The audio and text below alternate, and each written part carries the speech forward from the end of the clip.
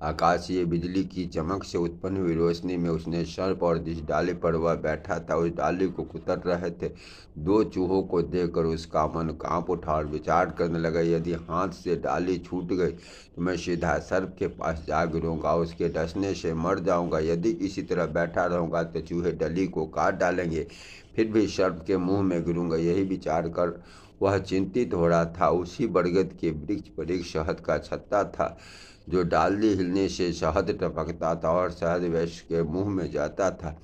शहद का मधुर स्वाद पाकर वह वैश्य अत्यंत प्रसन्न हो उठा था।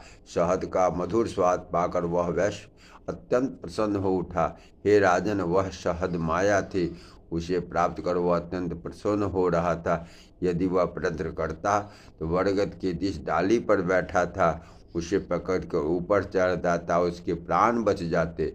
किंतु उसने ऐसा न किया, क्योंकि माया रूपी शहद को पाकर इतना आनंद विभोर हो गया कि मृत्यु रूपी सत्य को भूल गया और चूहों द्वारा डाली उतर जाने के पश्चात सर्प रूपी मृत्यु के मुंह में जा गिरा। यही गति संसारी मनुष्यों की है। मनुष्य माया मोह के जाल में फंसकर परमेश्वर को भूल जाते हैं और लोभ मद मोह काम एवं क्रोध रूपी चोरों के साथ आठों पहर रहते हैं। जलभरत के ज्ञान रूपी वचनों को सुनकर राजा रहुगण बोले, हे महात्मन, आप धन्य हैं। आपने मुझ अज्ञानी को ज्ञान का उपदेश दिया और हमें कृतार्थ किया। आपके सत्संग से मेरा जीवन सफल हो गया। जलभरत के वचनों से राजा रहुगण को ज्ञान की प्राप्ति हो गई।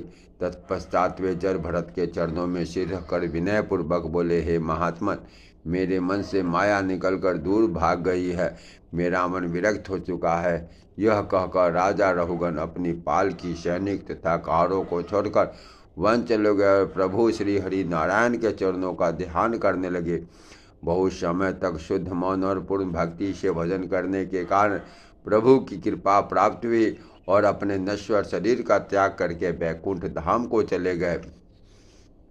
और जलभरत भी योगाभ्यास क्रिया द्वारा अपने शरीर का त्याग कर प्रभु के परम धाम को चले गए। जलभरत के पुत्र ने, जिनका नाम सुमति था, उन्होंने जगत में जन्म धर्म का प्रचार किया और बहुत से शुभ कार्यों को संपन्न किया।